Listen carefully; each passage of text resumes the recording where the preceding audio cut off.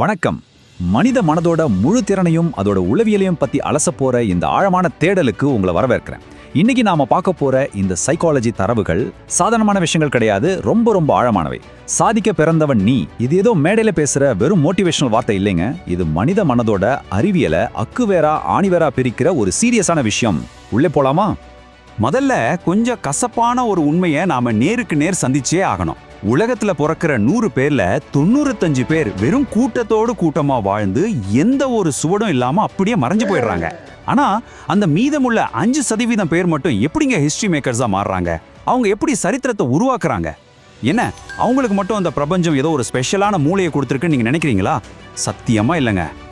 அந்த 5% மக்களுக்கும் கூட்டத்துல நிக்கிற மத்தவங்களுக்கும் உள்ள ஒரே ஒரு வித்தியாசம் என்ன தெரியுமா? அவங்களுக்கு ஒரு மாபெரும் உண்மை தெரிஞ்சிருக்கு.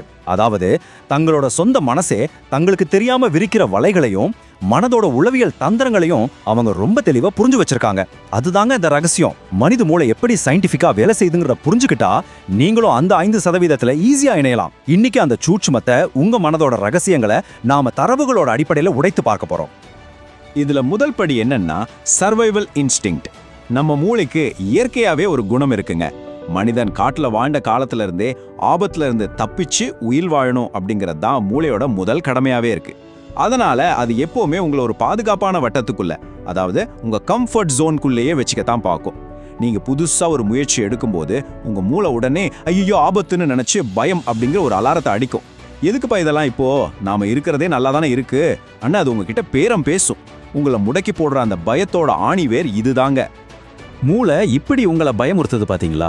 அந்த பயத்துக்கு நீங்க அடிமையாகி அதே பாதுகாப்பான இடத்துல தங்கிட்டீங்கன்னா நீங்க ஒரு சராசரி மனிதன் மட்டும்தான். ஆனா எனக்கு தெரியும் நான் என்ன செய்யறேன்னு உங்க மனசுக்கு கட்டளையிட்டு அந்த பயத்தையும் தாண்டி நீங்க துணிஞ்சு ஒரு அடி முன்னால வச்சா நீங்க தான் வெற்றியாளன். ஆமாங்க, வெற்றியாளன். இந்த வார்த்தையை உங்க மனசுல ஆழமா பதிய வச்சுக்கோங்க.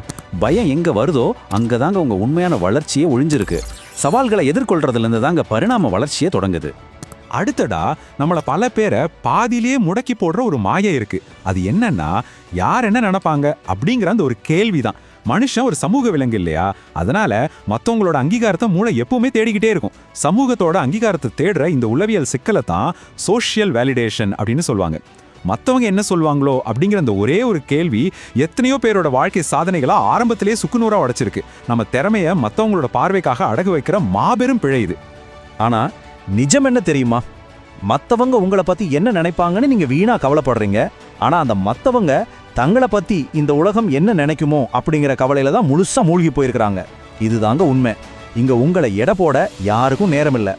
உளவியல் தரவுகளின் படி பார்த்தா மனிதர்கள் அவங்க சொந்த பிரச்சனைகளை நினைச்சு கவலைப்படுறதுல தான் 90% நேரத்தை செலவிடுறாங்களாம்.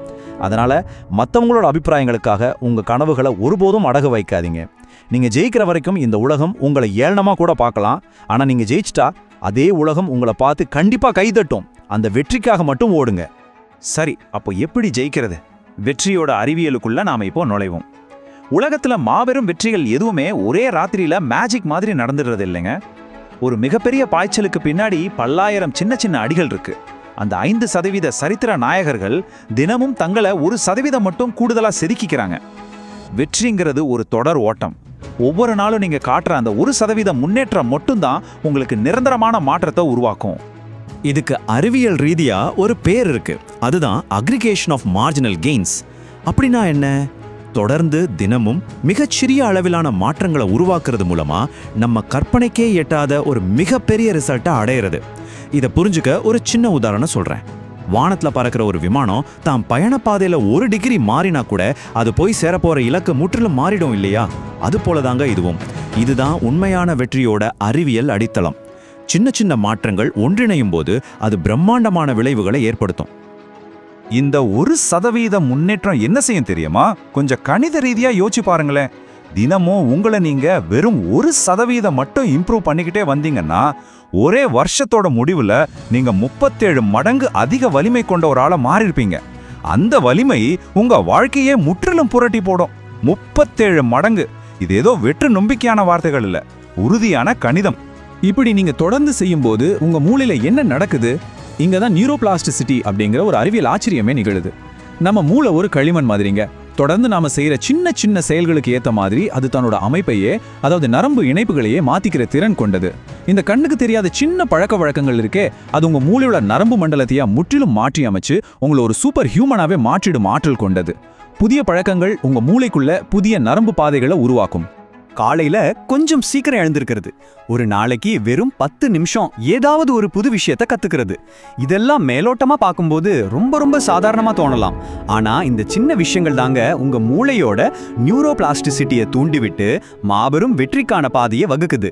இந்த சிறு சிறு செயல்கள் தினமும் திரும்ப நடக்கும்போது உங்க மூளை தன்னைத்தானே செதுக்கிக்குது.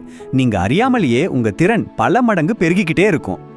இப்போ ஒரு நிமிஷம் அமைதியா சிந்திச்சு பாருங்க. காலம் யாருக்காகவும் காத்து இருக்கிறது இல்லைங்க. நீங்க இன்னைக்கு இந்த நொடியில எடுக்கிற ஒரு சின்ன முடிவு தான் உங்க அடுத்த 10 வருஷம் வாழ்க்கையை தீர்மானிக்க போகுது. உங்களுக்கு தான் சொல்றேன், ஆமா உங்களுக்கு தான். உங்க சோம்பேறித்தனத்தை அப்படியே உதறிவிட்டு எழுந்து நில்லுங்க. உங்க கண்கள்ல ஒரு வெறி இருக்கணும். உங்க மனதோட தந்திரங்களை முழுசா புரிஞ்சுக்கிட்ட நீங்க இனி ஒரு சாதாரண மனிதர் கிடையாது. நீங்க தோக்க பிறந்தவர் இல்ல, நீங்க சாதிக்க பிறந்தவர். உங்களால முடியும்.